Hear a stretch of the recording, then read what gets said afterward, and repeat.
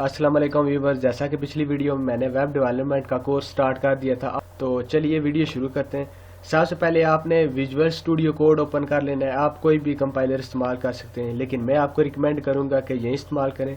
मुझे जो इसके दो फ़ायदे अच्छे लगते हैं, एक तो इसकी डार्क स्क्रीन है, और दूसरा जब आप इसमें कोई टैग बनाते हैं तो क्लोज करने की ज़रूरत नहीं पड़ती, ऑटोमेटिकली क्लोजिंग टैग भी इसमें बन जाता है। तो विजुअल स्टूडियो कोड ओपन करने के बाद सबसे पहले आपने क्लिक करना है न्यू फाइल पे। यहाँ पे क्लिक करने के बाद आपने यहाँ पे HTML की फाइल बनानी है। index.html बना देते हैं।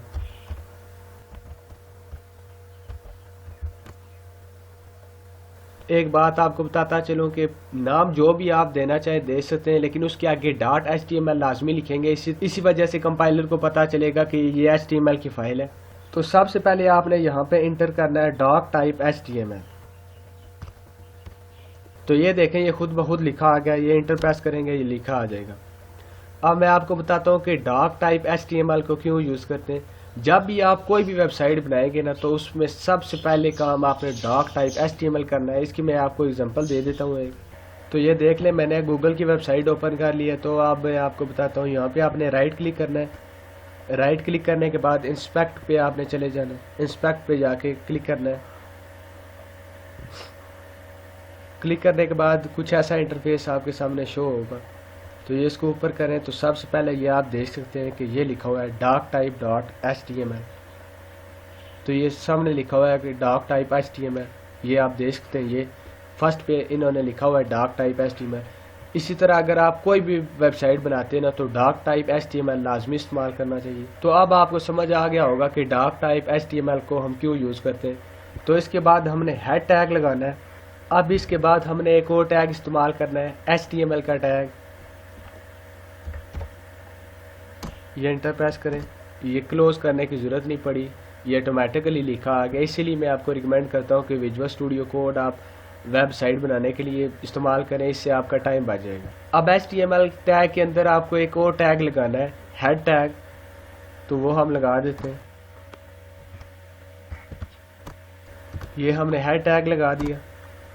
अब हेड टैग के अंदर आप मल्टीपल टैग लगा सकते हैं, वो मैं आपको बताता हूँ। सबसे पहले आपने हेड टैग के अंदर टाइटल टैग लगाना है। टाइटल टैग लगाने से पहले हम अपनी वेबसाइट ओपन कर लेते हैं। तो यहाँ पे आपने सबसे पहले index.html के ऊपर जाना है, राइट क्लिक करना है, यहाँ से इसके एड्रेस को कॉपी कर लेना है।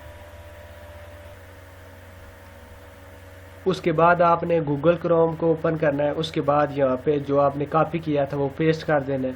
ये नीचे आ गया /index.html, इसके ऊपर हमने क्लिक कर देना है। तो ये हमारी वेबसाइट आ गई जो हमने अभी तक बनाई है। तो आप देख सकते हैं कि इसका नाम है index.html।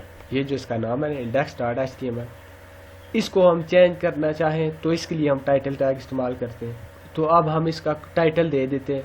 मैं माई फर्स्ट वेबसाइट का टाइटल दे देता हूँ।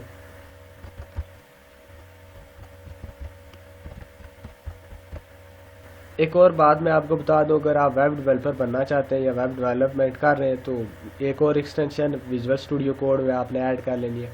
उसका नाम है लाइव सर्वर, जो मैंने ऑलरेडी डाउनलोड की हुई है। तो यहाँ पे मैं राइट क्लिक करूँगा और यहाँ पे कर दूँगा ओपन विद लाइव सर्वर। तो ये हमारा लाइव सर्वर रन हो चुका है। अब मैं आपको बताता हूँ कि मैंने जो टाइटल लिखा माई वेबसाइट्स का, ये कैसे शो होगा हमारी वेबसाइट के ऊपर। तो आपने सिंपल जाना है अपनी वेबसाइट के ऊपर। ये देख सकते हैं आप कि माई फर्स्ट वेबसाइट ये ऊपर लिखा आ गया, जो हमने टाइटल में लिखा था।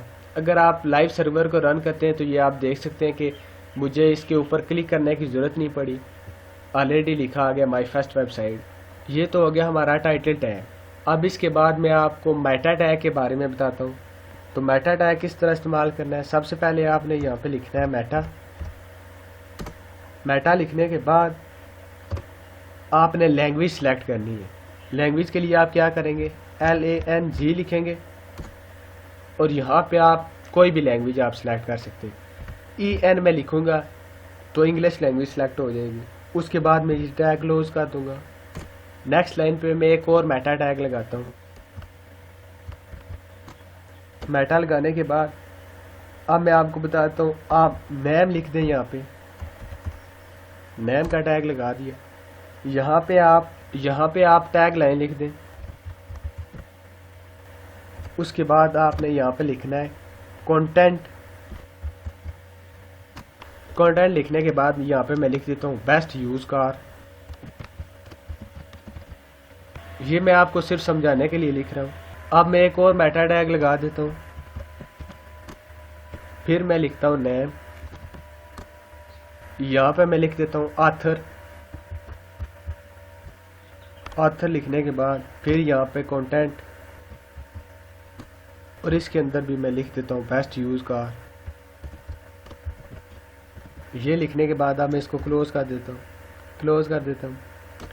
और अब मैं आपको वेबसाइट के ऊपर जाके बताता हूँ कि मेटा टैग से वेबसाइट के ऊपर क्या फ़र्क पड़ता है। तो ये देखें, हम वेबसाइट पे आ गए। मेटा टैग से वेबसाइट के ऊपर कोई फ़र्क नहीं पड़ता। ये डिस्प्ले नहीं होगा वेबसाइट के ऊपर। ये आप देख सकते हैं कि वेबसाइट के ऊपर अभी तक कोई फ़र्क नहीं। अब मैं आपको मेटा टैग की एग्जांपल देता हूँ। यहाँ पे मैं सर्च करता हूँ बेस्ट यूज़ कार, फिर मैं इंटर प्रेस करता हूँ। तो ये एक वेबसाइट ओपन हो गई है बेस्ट यूज़ कार फॉर 2022। तो ये जो लिखा आ गया बेस्ट यूज़ कार फॉर 2022, ये तो हो गया टाइटल जो हमने वेबसाइट का दिया। और मेटा टैग में आपको बताता हूँ, ये नीचे जो लिखा हुआ view are ranking to find the best use car, ये सब डिस्क्रिप्शन लिखी है। और ये डिस्क्रिप्शन मेटा टैग को यूज़ करते हुए लिखी गई है। तो जो भी हम मेटा टैग लिखेंगे वो वेबसाइट के ऊपर शो नहीं होगी, लेकिन जब वेबसाइट को हम ओपन करेंगे तो उसकी डिस्क्रिप्शन में शो हो जाएगा। तो ये अब मेटा टैग एग्जांपल होगी, राइट। अब दोबारा हम विजुअल स्टूडियो कोड पे आ गए। अब मैं आपको बताता हूँ मेटा टैग के अलावा आप हेड टैग में और क्या यूज़ कर सकते हैं। तो इसमें जब आप वेबसाइट बनाएंगे तो ऑब्वियसली आप CS और जावास्क्रिप्ट को भी यूज़ करेंगे। तो मैं आपको बताता हूँ कि हेड टैग में उनके लिंक को कैसे हम ऐड कर सकते हैं। तो सबसे पहले आपने लिखना है लिंक। लिंक लिखने के बाद अगर आप CS का लिंक यहाँ पे लिखना चाहते हैं तो यहाँ पे आप लिखेंगे REL, और उसके अंदर आप उसका नाम दे देंगे स्टाइल शीट। उसके बाद आप टाइप दे देंगे उसकी। टाइप में आप लिखते हैं टेक्स्ट CS।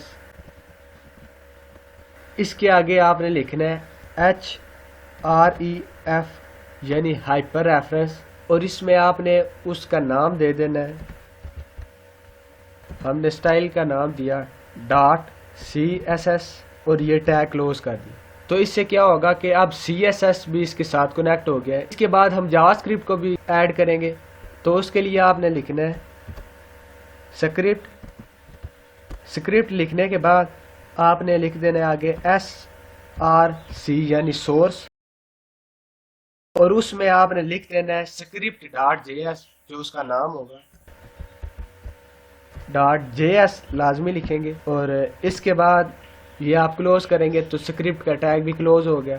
ये आपको मैंने बहुत ही आसान अल्फाज में समझाया कि हेड टैग के अंदर आप टाइटल टैग और मेटा टैग को कैसे इस्तेमाल कर सकते हैं। उसके अलावा मैंने आपको बताया कि CS और जावास्क्रिप्ट को भी आप कैसे लिंक कर सकते हैं। इसके अलावा अगर आप और किसी वेबसाइट का लिंक भी देना चाहते हैं तो यहाँ पे आप दे सकते हैं। यहाँ पे लिंक लिख के आप किसी वेबसाइट का आप एड्रेस दे सकते हैं। तो ये हमारी हुई वीडियो कंप्लीट। तो मैं आपको बता दूं कि मैं ज़्यादा वीडियो लंबी नहीं करूँगा, 7 से 8 वीडियो बनाऊंगा HTML की, और 8-10 मिनट की एक वीडियो होगी। और इसी तरह CS की 7-8 वीडियो बनाऊंगा, और देन फिर जावास्क्रिप्ट की।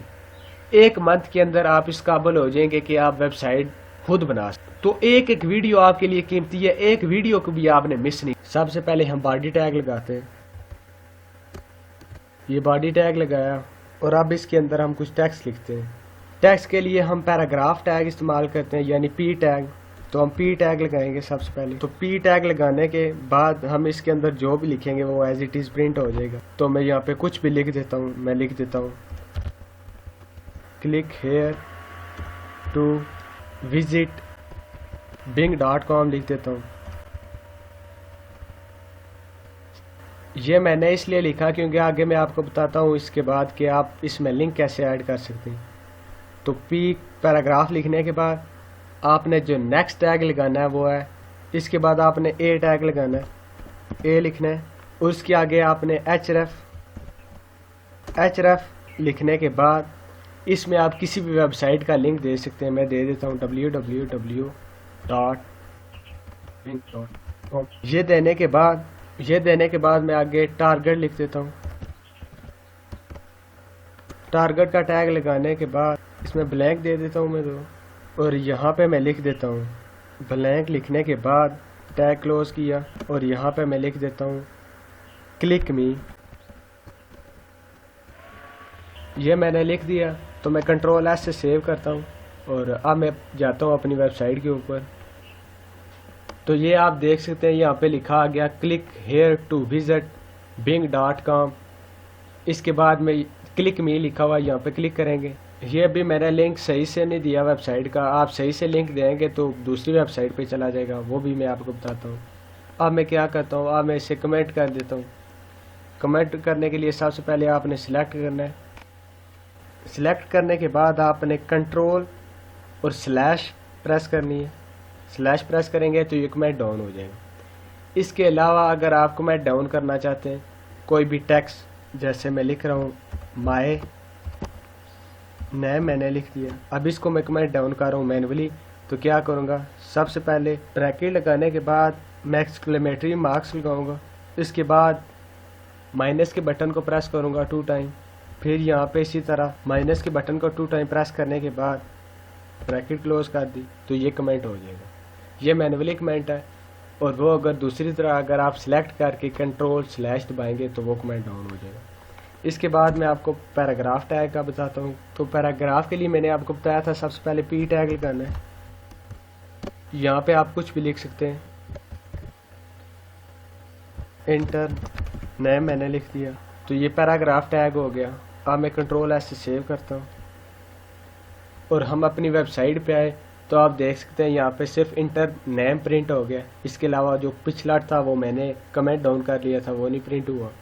अब इसके अलावा मैं आपको कुछ और बता देता हूँ कि बोल्ड, इटैलिक, अंडरलाइन वगैरह किस तरह करते हैं पैराग्राफ टैग।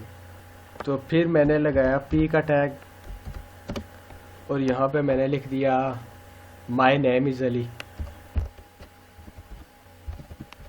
अली लिखने के बाद मैं इसको सिलेक्ट करूँगा और 5-6 बार मैं इसको पेस्ट कर दूँगा। ये मैंने पेस्ट कर दिया। अब मैं क्या करूँगा, मैं अपने कीबोर्ड पे कंट्रोल आल्ट और डाउन एरो करूँगा तो ये मल्टीपल कर्सर बन जाएंगे। तो इससे क्या होगा, मैं एक ही दफ़ा रिमूव करके लिख सकता हूँ। तो ये मैंने रिमूव कर दिया। अब मैं यहाँ पे लिख देता हूँ अली अहमद आसिम हारिस आबिद। ये मैंने कुछ नेम लिख दिए। अब मैं कंट्रोल एस से इसको सेव करूँगा। सेव करने के बाद मैं अपनी वेबसाइट पे आया तो ये आप देख सकते हैं कि सेव करने के बाद जब मैं अपनी वेबसाइट पे आया तो एज इट इज़ प्रिंट हो गया my name is Ali Ahmed Asim Haris, name print हो गए। इसके अलावा मैं आपको बता देता हूँ, जैसे माय नेम लिखा हुआ है यहाँ पे अली जो है ये नेक्स्ट लाइन पे आए तो ये किस तरह आएगा। तो यहाँ पे मैं BR का टैग लगा देता हूँ। BR का टैग लगाने के बाद यहाँ पे मैं लिख देता हूँ अली और फिर मैं इस टैग को क्लोज कर देता हूँ। अब मैं कंट्रोल एस से सेव करता हूँ, वेबसाइट पे जाता हूँ तो ये आप देख सकते हैं कि माय नेम इज़ एक लाइन पे लिखा आ गया, अली नेक्स्ट लाइन पे लिखा आ गया। इसके अलावा अगर आपको कोई टेक्स्ट बोल्ड करना है तो यहाँ पे सिंपल B का टैग लगा देंगे। B का टैग लगाने के बाद यहाँ पे मैं लिख देता हूँ और इसको मैं कर देता हूँ डिलीट।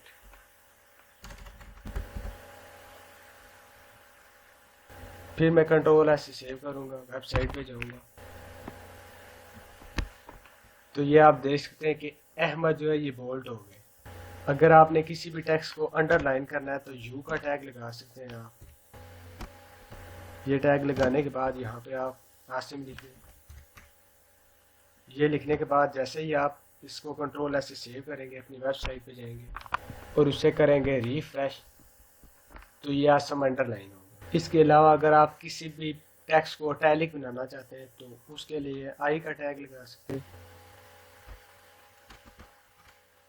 यहाँ पे आप जो भी लिखेंगे वो इटैलिक हो जाएगा।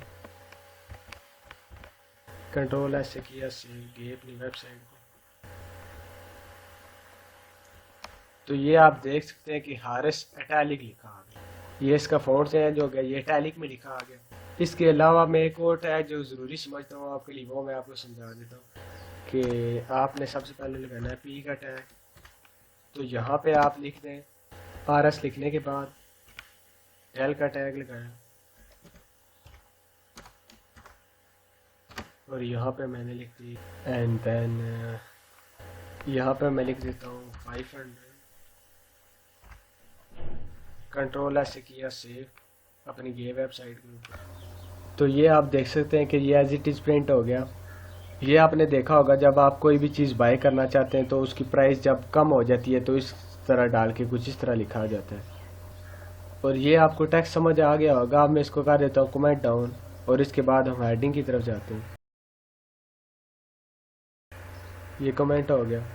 अब मैं आपको हेडिंग्स बताता हूँ। हेडिंग के लिए H1 का टैग लिखा। इसके अंदर मैं प्रिंट कर देता हूँ दिस इज H1 हेडिंग।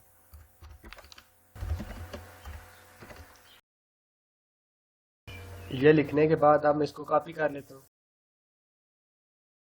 और 5-6 बार इसको पेस्ट कर लेता हूँ।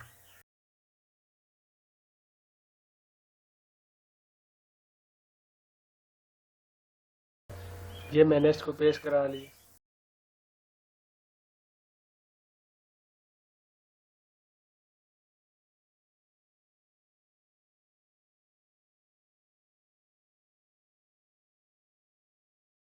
ये मैंने 5-6 हेडिंग को डिस्प्ले करा लिया। अब हम जाके देखते हैं कि वेबसाइट के ऊपर क्या फ़र्क पड़ा है। कंट्रोल एस से सेव किया। अब मैं अपनी वेबसाइट के ऊपर आ चुका हूँ। मैं इसे कहता हूँ रिफ्रेश।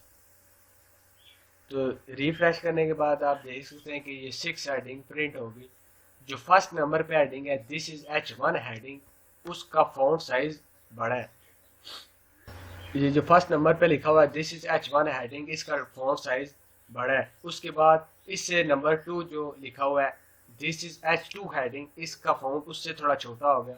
फिर नेक्स्ट जो लिखा हुआ है दिस इज H3 हेडिंग, इसका उससे छोटा, 4 का उससे छोटा, 5 का और 6 का एंड पे छोटा। ये 6 तरह के हेडिंग आप इस्तेमाल कर सकते हैं। ये जैसे जैसे हेडिंग्स बढ़ती जाएंगे इसका साइज कम होता जाएगा। ये आप इसी तरह जब कोई वेबसाइट बनाएंगे तो उसमें जब हेडिंग इस्तेमाल करेंगे तो इस तरह H1 H2 H3 करके हेडिंग्स आप दे सकते हैं। तो आज की इस वीडियो में हमने समझा कि कैसे हम HTML का यूज़ करके एक पैराग्राफ लिख सकते हैं। उसके अलावा हम हेडिंग्स कैसे दे सकते हैं, ये सारा कुछ आज की वीडियो में हमने देखा। सबसे पहले अगर आपने इमेज को ऐड करना है वेबसाइट के अंदर तो आपने सबसे पहले इमेज का टैग लगाना है। IMG का टैग लगाएंगे। इसके बाद आप इसकी विड्थ दे देंगे। विड्थ के अंदर आप अपने हिसाब से इसकी विड्थ दे सकते हैं PX यानी पिक्सल। उसके बाद इसकी हाइट दे दें। हाइट के अंदर भी आप अपनी मर्ज़ी से हाइट ऐड कर सकते हैं। उसके बाद आपने SRC यानी सोर्स का टैग ऐड करना है और इस टैग के अंदर आपने लोकेशन दे देनी है इमेज की। तो लोकेशन के लिए हम क्या करेंगे, सबसे पहले हम अपना फोल्डर ओपन करेंगे और अब इसके बाद हम D ड्राइव में जाएंगे। इसमें फिर D के फोल्डर में जाएंगे और फिर न्यू फोल्डर में जाएंगे और ये आप देख सकते हैं ये हमारी इमेज है। तो सबसे पहले हम क्या करेंगे, इसकी लोकेशन को कॉपी कर लेंगे। कॉपी करने के बाद अपने विजुअल स्टूडियो कोड के अंदर जाएंगे और यहाँ जाके पेस्ट करा देंगे। पेस्ट कराने के बाद एक बैकस्लैश लगा के आपको इमेज का नाम कार जैसे मैंने रखा था .jpg और फिर टैग को कर देना है क्लोज। अब हम कंट्रोल एस से सेव करेंगे और फिर अपनी वेबसाइट पे आने के बाद इसको करेंगे रिफ्रेश।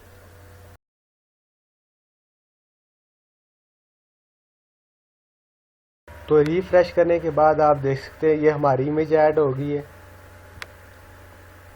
ये आप अपनी मर्ज़ी से इसकी हाइट विड्थ सेट कर सकते हैं।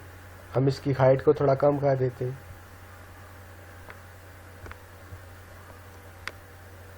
ये इसको कर देते हैं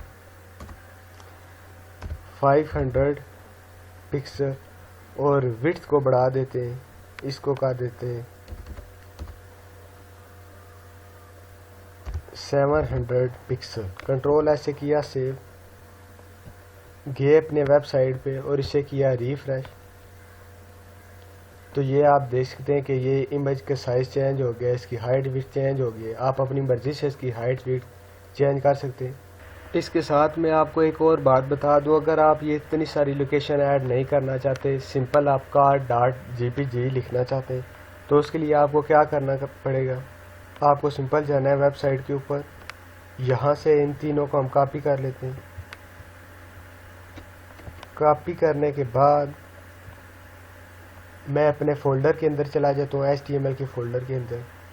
तो C ड्राइव के में जाऊँगा, इसमें XAMPP का फ़ोल्डर होगा और उसमें htdog के अंदर जाऊँगा और इसमें मैं ट्यूटोरियल वेब के ऊपर क्लिक करूँगा और फिर web.html के ऊपर क्लिक करूँगा और यहाँ जाके मैं इन तीनों को पेस्ट कराने के बाद अब मैं आपको एक और बात बता देता हूँ। हम सिंपल गए अपने विजुअल स्टूडियो कोड के ऊपर और यहाँ पे जाके ये लोकेशन इसकी रिमूव कर देते हैं। लोकेशन रिमूव करने के बाद अब कंट्रोल ऐसे किया सेव, गए अपनी वेबसाइट के ऊपर और इसे किया रिफ्रेश। तो रिफ्रेश करने के बाद आप देख सकते हैं कि इमेज के ऊपर कोई फ़र्क नहीं पड़ा, इमेज वैसी की वैसी है। तो अगर आप इतनी सारी लोकेशन नहीं देना चाहते तो अपनी इमेज को कॉपी करके index.html के फ़ोल्डर के अंदर जाके पेस्ट करा देंगे। पेस्ट कराने के बाद फिर आप सिंपल car.jpg लिखेंगे तो इमेज आपकी वेबसाइट के अंदर आ जाएगी। इसके अलावा मैं आपको बताता हूँ कि आप वीडियो को कैसे अपनी वेबसाइट में ऐड कर सकते हैं। तो उसके लिए हम जाते हैं विजुअल स्टूडियो कोड के अंदर। यहाँ पर जाने के बाद अब मैं इसको कर देता हूँ कमेंट डाउन। कमेंट डाउन को करने का तरीका मैंने आपको बताया था, कंट्रोल/ को आप क्लिक करेंगे, कमेंट डाउन हो जाएगा। इसके बाद मैंने वीडियो का आपको बताया था, वीडियो का टैग, तो उसके लिए सिंपल वीडियो का टैग लगाना है। वीडियो का टैग लगाने के बाद सिंपल उसी तरह आप विड्थ हाइट दे दें। विड्थ का टैग लगाया, इसके अंदर हम इसकी विड्थ दे देते हैं जैसे हमने इमेज में दी थी px और फिर हाइट इसकी दे देते हैं। हाइट के अंदर इसकी कोई हाइट दे देते हैं, 500 पिक्सल दे देते हैं और फिर src का टैग लगा के यानी सोर्स का टैग लगा के इसके अंदर हमने उसका नाम दे देना है, क्योंकि लोकेशन इसलिए नहीं दे रहे क्योंकि हमने तीनों को कॉपी करके index.html के फोल्डर के अंदर प्रिंट करा दिए, इसलिए हम इसका सिंपल नाम दे देंगे। तो हम लिखेंगे वीडियो डॉट, ये देखें ऑलरेडी लिखा आ गया है, इसके ऊपर मैं करूँगा क्लिक और इसके बाद एक और बात कि आप कंट्रोल का टैग लगाएंगे, वो मैं आपको बताता हूँ कि कंट्रोल का टैग आप क्यों लगाते हैं। कंट्रोल का टैग लगाया, अब इसको किया क्लोज और अब इसको किया कंट्रोल ऐसे सेव, गए अपनी वेबसाइट के ऊपर। यहाँ पर आने के बाद अब मैं इसे करूँगा रिफ्रेश। तो रिफ्रेश करने के बाद ये आप देख सकते हैं कि हमारी वीडियो वेबसाइट के ऊपर आ चुकी है। तो वीडियो के अंदर ये जो वॉल्यूम का टैग, फुल स्क्रीन, 3 डॉट्स और इसके अलावा हम वीडियो को कैसे पास कर सकते हैं, लगा सकते हैं, ये सारे बटन्स फंक्शन कंट्रोल टैग लगाने के बाद ही डिस्प्ले होते हैं। अगर आप कंट्रोल टैग नहीं लगाएंगे तो फिर ये वॉल्यूम का, फुल स्क्रीन का, 3 डॉट्स का और हम इसे पॉज नहीं कर सकते। ये फंक्शन सिर्फ कंट्रोल टैग लगाने के बाद ही कर सकते हैं। तो हम अपनी वीडियो को चला के देख लेते हैं। तो ये देखें हमारी वीडियो चल चुकी है। अब हम इसे फुल स्क्रीन भी कर सकते हैं, ये देखें फुल स्क्रीन होगी और स्मॉल स्क्रीन भी कर सकते हैं। ये तो हो गया हमारी इमेज और वीडियो का टैग कंप्लीट हो गया। इसके बाद मैं आपको ऑडियो का टैग का बताता हूँ। तो उसके लिए हम बैक विजुअल स्टूडियो कोड में जाते हैं। यहाँ पर आने के बाद अब मैं इसको कर देता हूँ कमेंट डाउन। कमेंट डाउन करने के बाद अब हमारा नेक्स्ट टैग जो है ऑडियो का, तो उसके लिए हम क्या करेंगे, सबसे पहले ऑडियो का टैग लगाया। ऑडियो का टैग लगाने के बाद मैंने आपको बताया था कि जितने भी फंक्शन होते हैं, वीडियो को रोकना, उसके साइज़ को इंक्रीज़ करना, ये सारे वॉल्यूम वगैरह ये कंट्रोल के टैग लगाने के बाद आते हैं। तो कंट्रोल का टैग लगा देते हैं। ये कंट्रोल का टैग लगा दिया। इसके बाद हम सोर्स का टैग लगा देते हैं। सोर्स के टैग के अंदर लोकेशन तो हमारी index.html के अंदर ही सेव है, तो इस लिहाजा हम लोकेशन नहीं देंगे, सिंपल हम ऑडियो का नाम दे देंगे। तो हम कर देते हैं ऑडियो डॉट, ये नीचे देखें रिकमेंडेड हो चुका है हमें MP3। इसके ऊपर क्लिक करने के बाद अब हम कर देते हैं अपने टैग को क्लोज करने के बाद कंट्रोल S से किया सेव और गए अपनी वेबसाइट के ऊपर। अपनी वेबसाइट के ऊपर आने के बाद हम इसे करेंगे रिफ्रेश। तो ये आप देख लें, रिफ्रेश करने के बाद हमारी ऑडियो वेबसाइट के ऊपर आ चुकी है। अब मैं इसको चला के आपको दिखा देता हूँ।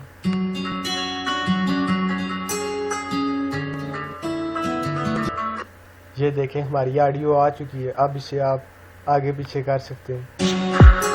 तो ये इसका वॉल्यूम आप इंक्रीज डिक्रीज कर सकते हैं, ये सारा कुछ आप कर सकते हैं। तो लिहाजा आज के लेक्चर में हमने 3 चीज़ें देखी कि हम इमेज को कैसे वेबसाइट में ऐड कर सकते हैं, उसके अलावा हम वीडियो को कैसे वेबसाइट में ला सकते हैं, उसके अलावा हम ऑडियो को कैसे वेबसाइट में ला सकते हैं। तो ये सारी चीज़ें हमने इस लेक्चर में देखी। इसके बाद हमारे 3-4 लेक्चर और होंगे और फिर मैं HTML का ट्यूटोरियल को क्लोज कर दूंगा, क्योंकि मैंने बताया था कि मैं ज़्यादा लेंथी नहीं करूंगा, मैं जो इम्पोर्टेंट चीज़ें हैं वही आपको बताऊंगा। तो हमारे 3 लेक्चर हो चुके हैं। इन 3 लेक्चर को आप देख सकते हैं कि जो इम्पोर्टेंट चीज़ें थी वही मैंने सिखाई हैं। इसके अलावा मैंने वीडियो लंबी नहीं की, तो 3-4 वीडियो और होंगी HTML की। उसके बाद हम CSS की इसी तरह 7-8 वीडियो देखेंगे और देन फिर जावा फ्रूट्स लिखने के बाद अब मैं ऑर्डर लिस्ट का टैग लगाता हूँ। ऑर्डर लिस्ट के टैग के लिए OL का टैग होता है। OL का टैग लगाने के बाद अब मैं एक और टैग लगाता हूँ लाइन का टैग, उसके लिए LI यूज़ होता है। LI के टैग के अंदर हम कुछ भी इंटर कर देते हैं, फ्रूट्स के नाम लिख देते हैं एप्पल, और फिर इसको कॉपी करके 3-4 बार पेस्ट करा देते हैं।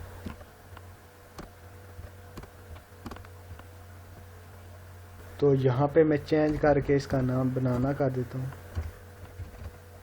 उसके बाद यहाँ पे मैं ग्रेप्स कर देता हूँ। ग्रेप्स करने के बाद यहाँ पे मैं पीच कर देता हूँ,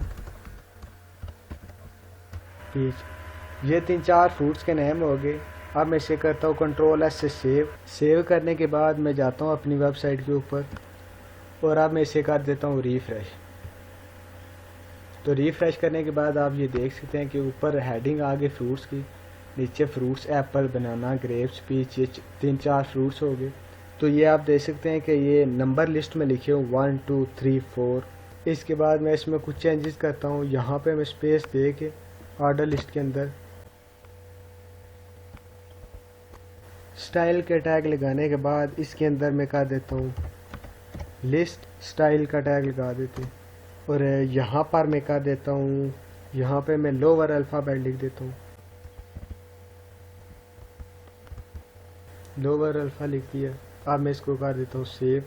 और यहाँ पर आने के बाद जब मैंने इसे रिफ्रेश किया तो ये आप देख सकते हैं कि ये लोअर अल्फ़ा में लिखा गया ABCD। और अब अगर मैं यहाँ पे लोअर अल्फ़ा की जगह अपर अल्फ़ा लिख दूँ तो फिर क्या फ़र्क पड़ता है, ये भी आप देख लें। कंट्रोल S से सेव करके अपनी वेबसाइट के ऊपर गए और इसे किया रिफ्रेश। तो ये आप देख सकते हैं कि ये पर अल्फ़ा में लिखा आ गया ABCD, ये सब आर्डर लिस्ट के अंदर आता है। इसके अलावा आर्डर लिस्ट में और क्या आता है वो भी मैं आपको दिखाता हूँ। अगर हम इसको रिमूव करके यहाँ लिख दें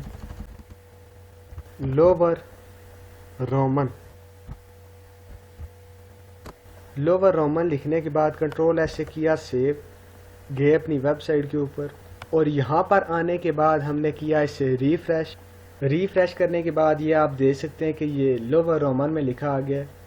लोअर रोमन को अगर हम चेंज करके अपर रोमन कर दें, अपर रोमन कर दिया, फिर किया कंट्रोल ऐसे सेव, गए अपनी वेबसाइट के ऊपर और यहाँ पर आने के बाद हमने इसे किया रिफ्रेश, तो ये आप देख सकते हैं कि ये अपर रोमन में लिखा आ गया। ये हो गई हमारी आर्डर लिस्ट। अब मैं आपको बताता हूँ कि अनऑर्डर लिस्ट क्या होती है और उसको यूज़ करने से वेबसाइट के ऊपर क्या फ़र्क पड़ता है। तो सबसे पहले आपने हेडिंग का टैग लगा लेना है, 1 का टैग लगाया और यहाँ पे मैं कार का नेम लिख देता हूँ और इसके बाद मैं अनऑर्डर लिस्ट का टैग लगाता हूँ। अनऑर्डर लिस्ट का टैग क्या होता है U1।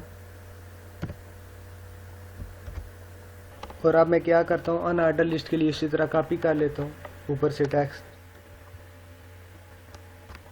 और यहाँ पर आने के बाद पेस्ट करा देता हूँ और यहाँ पे मैं फ्रूट्स के नेम चेंज करके कार के नेम कर देता हूँ। यहाँ पे मैं होंडा कर देता हूँ, उसके बाद फरारी कर देता हूँ, उसके बाद BMW कर देता हूँ और यहाँ पर मैं आल्टो कर देता हूँ। ये 3-4 कार्स के नेम मैंने सेव करा दिए। अब मैं करता हूँ कंट्रोल एस से सेव करने के बाद हम जाते हैं अपनी वेबसाइट के ऊपर और यहाँ पर जाके हमने किया इसे रिफ्रेश।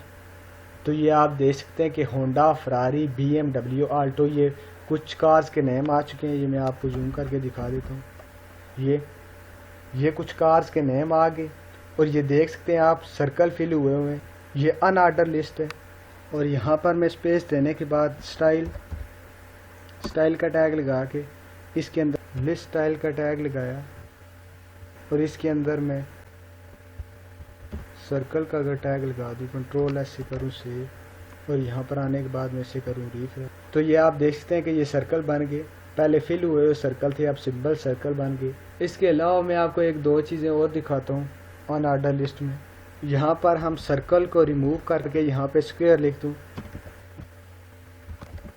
अब मैं इसे करूँ कंट्रोल एस से सेव और फिर अपनी वेबसाइट के ऊपर आके मैं इसे करूँ रिफ्रेश। तो रिफ्रेश करने के बाद ये आप देख सकते हैं कि ये स्क्वायर बन गए। ये सब स्क्वायर्स में लिखा आ गया, ये आप देख सकते हैं ये स्क्वायर्स बन गए। तो मेरे ख्याल से आपका आर्डर और नॉन आर्डर लिस्ट का कॉन्सेप्ट क्लियर हो गया होगा। मैंने कोशिश की है कि आपको बहुत ही सिंपल अल्फाज में समझाया जाए कि आर्डर और नॉन आर्डर लिस्ट क्या होती है। तो आज हमारा लेक्चर नंबर 4 भी कंप्लीट हो गया। फॉर्म का टैग लगाने के बाद तो अगर आप टेक्स्ट ऐड करना चाहते हैं तो उसके लिए सिंपल आप लिखेंगे टेक्स्ट इक्वल का साइन आके आगे इनपुट का टैग लगाने के बाद आप टाइप दे दें। टाइप में आप टेक्स्ट देना चाहते हैं, टेक्स्ट टाइप आपने दे दी। उसके बाद आपने किया टैग को क्लोज। तो फिर हम करते हैं कंट्रोल एस से सेव करने के बाद हम अपनी वेबसाइट के ऊपर जाते हैं। वेबसाइट के ऊपर आने के बाद हम इसे करते हैं रिफ्रेश। तो रिफ्रेश करने के बाद ये आप देख सकते हैं कि ये टेक्स्ट लिखा हुआ है। इसमें आप कोई भी टेक्स्ट दे सकते हैं, इंग्लिश में लिख सकते हैं, कुछ भी लिख सकते हैं। ये मैंने चैनल का नाम लिख दिया, आप कुछ भी दे सकते हैं। तो टेक्स्ट के बाद आप पासवर्ड भी इंटर कर सकते हैं। इसके बाद फिर इनपुट का टैग, उसके आगे फिर टाइप देनी है। टाइप में आप पासवर्ड दे दें और फिर इस टैग को करें क्लोज। कंट्रोल ऐसे किया सेव, गए अपनी वेबसाइट के ऊपर और यहाँ पर आने के बाद हम इसे करेंगे रिफ्रेश करने के बाद देख सकते हैं कि ये पासवर्ड भी आ गया यहाँ पे। तो आप ये इस तरह पासवर्ड दे सकते हैं नंबर्स में। तो ये कुछ इस तरह पासवर्ड आ जाएगा यहाँ पे। इसके अलावा आप नंबर भी ऐड कर सकते हैं इसमें। सबसे पहले नंबर लिखे, उसके बाद इक्वल का साइन डाल के, फिर इनपुट का टैग लगा के, फिर इसके आगे टाइप, और टाइप में आप नंबर दे दें। ये नंबर का टैग हो गया। इसके अलावा अगर आप बटन भी ऐड करना चाहते हैं तो उसके लिए आप सिंपल लिखेंगे बटन। तो बटन लिखने के बाद आप इक्वल का साइन डाल के, फिर आगे इनपुट का टैग लगा के, इसके आगे इसकी टाइप दे दें, और टाइप में आप बटन कर दें, और फिर इसके बाद टैग को क्लोज करके कंट्रोल एस से किया सेव, गए अपनी वेबसाइट के ऊपर। और यहाँ पर आने के बाद हम इसे करेंगे रिफ्रेश। तो रिफ्रेश करने के बाद आप देख सकते हैं कि यहाँ पे नंबर्स आ गए।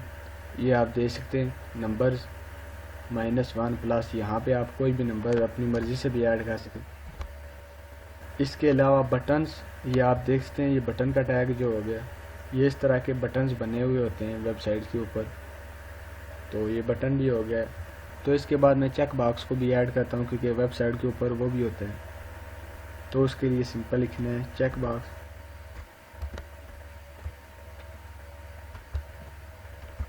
उसके बाद इनपुट का टैग लगा के, फिर टाइप,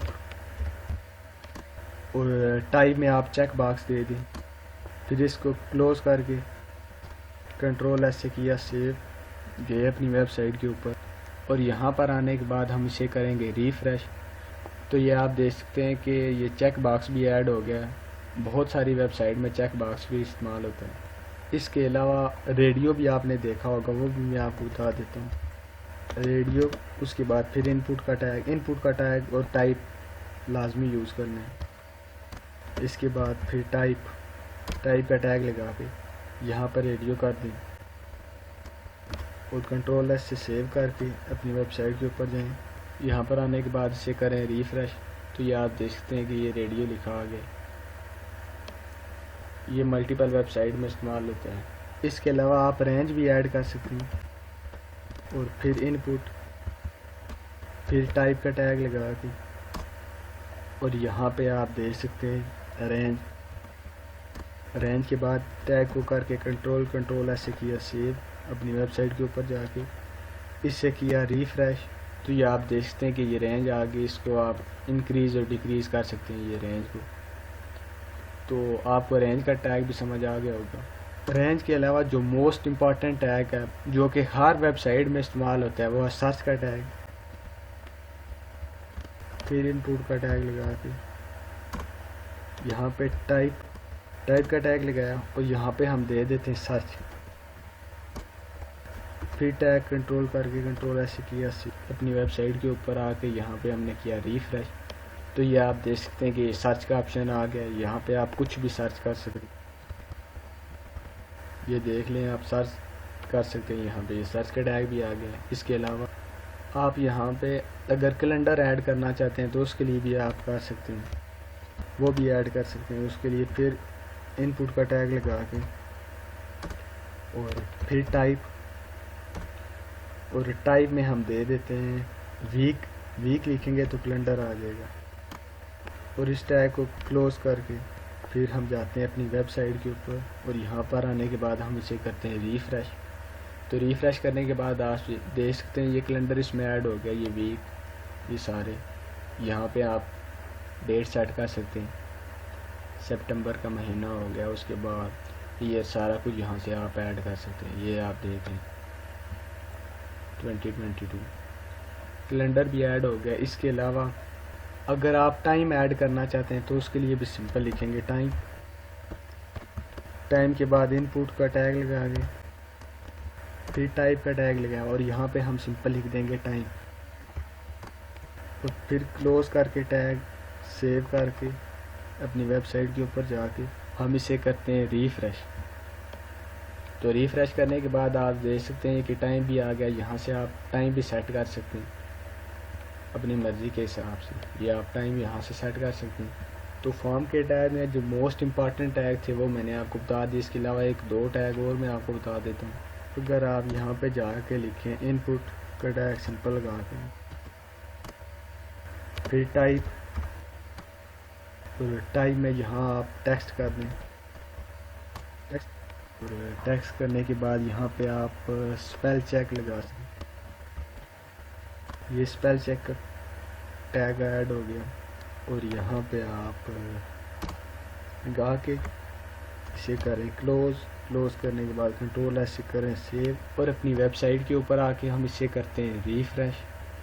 तो रिफ्रेश करने के बाद आप देख सकते हैं ये स्पेल चेक का भी ऐड हो गया यहाँ पे आप कुछ भी लिख सकते हैं। इसके अलावा मैं आपको एक और मोस्ट इम्पॉर्टेंट टैग बता देता हूँ, सबमिट का। सबमिट के लिए भी सिंपल इनपुट का टैग लगा दें, फिर इसकी टाइप में सबमिट दे देना, फिर टैग को क्लोज करके कंट्रोल ऐसे किया सेव। अपनी वेबसाइट के ऊपर आने के बाद हम इसे करते हैं रिफ्रेश। तो ये आप देख सकते हैं कि सबमिट का ऑप्शन भी आ गया यहाँ पे। ये हम CSS की मदद से इसे रेड या ब्लू जो भी कलर देना चाहें वो CSS की मदद से हम देंगे। तो भी के लिए इतना ही। इसके अलावा आप अपनी मर्ज़ी से मल्टीपल टैग यूज़ कर सकते हैं। इनपुट लिखेंगे, इनपुट के बाद टाइप, और टाइप में ये आप दे सकते हैं कि बटन, चेक, कलर, यहाँ पे आप दे सकते हैं, डेट दे सकते हैं, ईमेल दे सकते हैं, फाइल दे सकते हैं, हिडन। ये आप अपनी मर्ज़ी के हिसाब से एक एक करके आप चेक कर लें। अगर मैं आपको बताऊंगा तो वीडियो लेंथी हो जाएगी, तो इसलिए ये मैं आपको आसान तरीका बता देता हूँ। यहाँ से आप जितने भी टैग हैं सारे लगा सकते हैं। तो जिस टैग की आपको नीड हो यहाँ से आप लगा सकते हैं। तो HTML का ट्यूटोरियल कंप्लीट होने के बाद मैंने सोचा कि हम टाइम टेबल की एक वीडियो बना लेते। तो जो भी HTML का ट्यूटोरियल हमने सीखा है उसको जब इम्प्लीमेंट करेंगे तो उससे और बेटर हो जाएगा। तो आज हम सीखेंगे कि हम कैसे स्कूल का या कॉलेज का टाइम टेबल बना सकते हैं। तो उसके लिए सबसे पहले हमने एक टैग ओपन करना है डॉक टाइप का। तो डॉक टाइप का टैग क्लोज करने के बाद हम एक और न्यू टैग लगाएंगे HTML का टैग।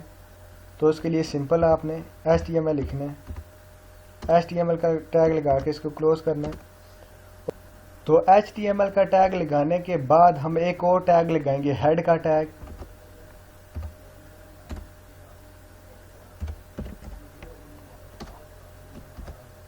हेड का टैग लगाने के बाद इसके अंदर हम एक और टैग लगाएंगे टाइटल का टैग। तो उसके लिए सिंपल लिखना है टाइटल लिखने के बाद हम इसे कोई भी टाइटल दे देते हैं, स्कूल टाइम टेबल टाइटल दे देते हैं। स्कूल टाइम टेबल टाइटल दे दिया। अब इसके बाद टाइटल टैग और हेड टैग दोनों कंप्लीट हो गए। अब हेड टैग के बाद हम एक और टैग लगाते हैं बॉडी टैग।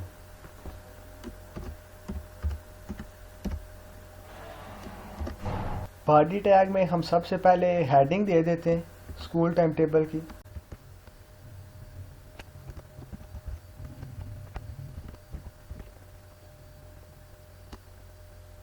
हेडिंग देने के बाद हम एक और टैग लगाते हैं टेबल का टैग।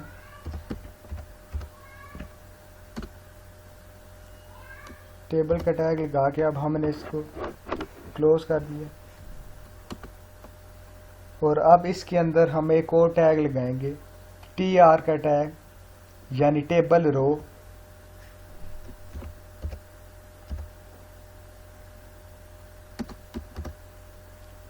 TR के टैग के अंदर हम TH का टैग लगाएंगे टेबल हेडिंग। TH का टैग लगाने के बाद यहाँ पे हम सबसे पहले कर देते हैं पीरियड। अब इसके बाद फिर TH का टैग हम लगाएंगे। फिर लगाने के बाद अब हम इसे कर देते हैं टाइम।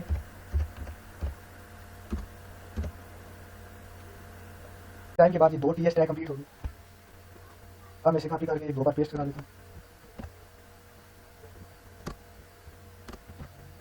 ये मैंने पेस्ट करा लिया। अब मैं इससे चेंजेस कर देता हूँ। यहाँ पे मैं कर देता हूँ मंडे, नीचे मैं कर देता हूँ ट्यूसडे,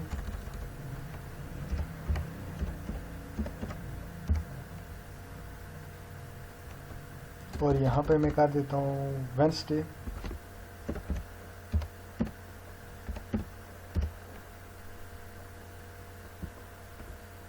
लगा देता हूँ। और अब इसके बाद फ्राइडे और सैटरडे का लिए भी मैं लगा देता हूँ TH का टैग। यहाँ से मैंने किया इसको कॉपी करने के बाद इसे पेस्ट करा दिया और सैटरडे करने के बाद ये तो कंप्लीट हो गया। और अब मैं इसे करता हूँ Ctrl+S सेव। यहाँ पर आने के बाद इसे मैं कर देता हूँ रिफ्रेश। तो ये आप देख सकते हैं कि सबसे पहले स्कूल टाइम टेबल की हेडिंग आ गई, उसके बाद पीरियड, टाइम और फिर डेज के नेम आ गए। अब मैं इसमें एक और चेंजेस कर देता हूँ। यहाँ पर अगर आप टेबल के बाद यहाँ पे स्पेस दे के यहाँ पे आप कर दें बॉर्डर, और बॉर्डर में आप 1 पिक्सल कर दें। यहाँ पर आने के बाद से करें रिफ्रेश। तो ये आप देख सकते हैं कि ये इसका बॉर्डर बन गया। TR का टैग लगाया और इसके अंदर मैं TD का टैग लगा देता हूँ, यानी टेबल डेटा। TD का टैग लगाया और इसके अंदर मैं सबसे पहले कर देता हूँ फर्स्ट करने के बाद फिर मैं इसे कॉपी करके 4-5 बार पेस्ट करा दूंगा। ये पेस्ट कराने के बाद अब मैं इसमें कुछ चेंजेस कर देता हूँ। यहाँ पर आप कर दें फर्स्ट के बाद टाइम दे दें।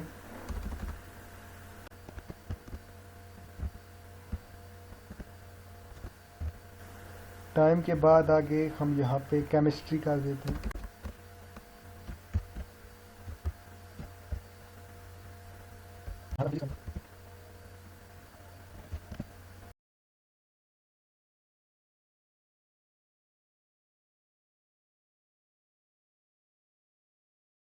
और यहाँ पर आप करते हैं रोज़, और यहाँ पर आप कर दें 3, और इसके बाद TD के टैग के बाद यहाँ पे कर दें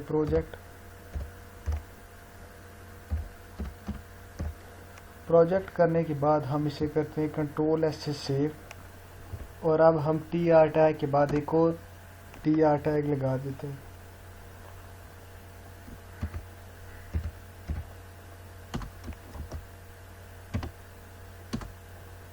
और इसमें फिर हम TD टैग लगाते हैं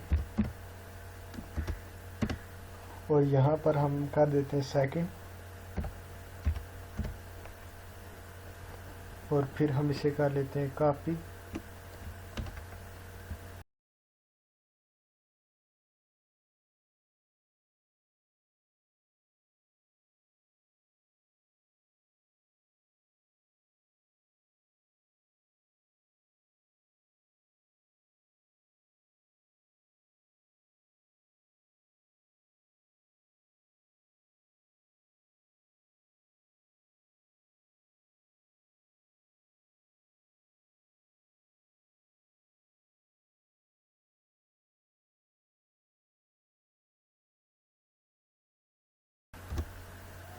और इसमें हम कर देते हैं मैथ।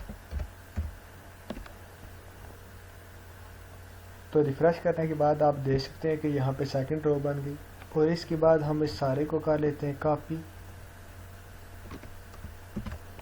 कॉपी करने के बाद अब हम इसे करा लेते हैं पेस्ट करने के बाद यहाँ पे सेकंड आ गया, यहाँ पे थर्ड कर दो।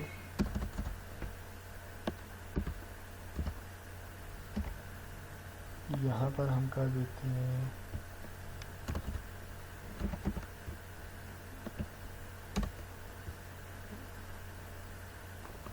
और इसके बाद हम एक और TR टैग लगा लेते हैं। TR टैग लगाया और अब इसमें हम कर देते हैं एक और TD टैग लगा के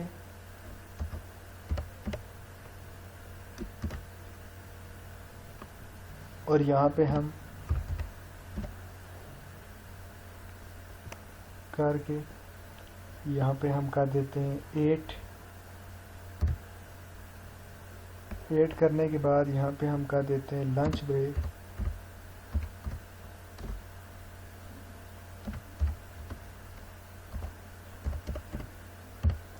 ब्रेक करने के बाद हम इसे करते हैं कंट्रोल एस से सेव, और यहाँ पर आने के बाद हम इसे करते हैं रिफ्रेश।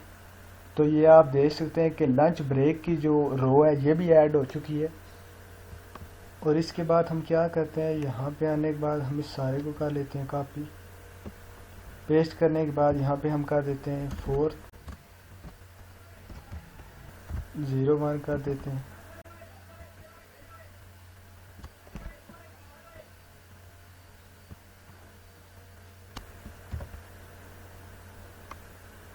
यहाँ पे हम चेंज करके 5th कर देते हैं।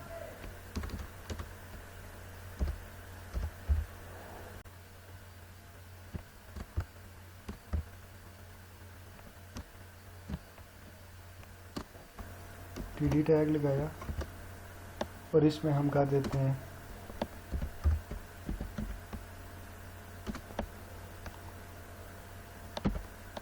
और यहाँ पे हम कर देते हैं प्रोजेक्ट।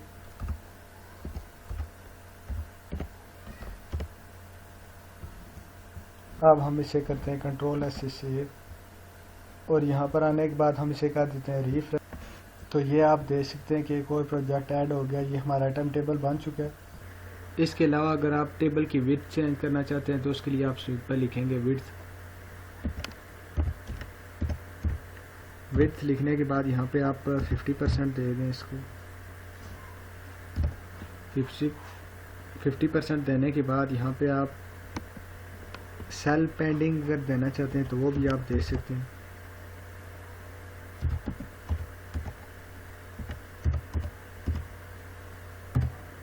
तो ये कर दें 10 पिक्सल। तो इसके बाद अगर आप बैकग्राउंड कलर देना चाहते हैं तो सिंपल लिखेंगे बीजी कलर और यहाँ पे आप कोई भी कलर दे सकते हैं। मैं ग्रीन दे देता हूँ।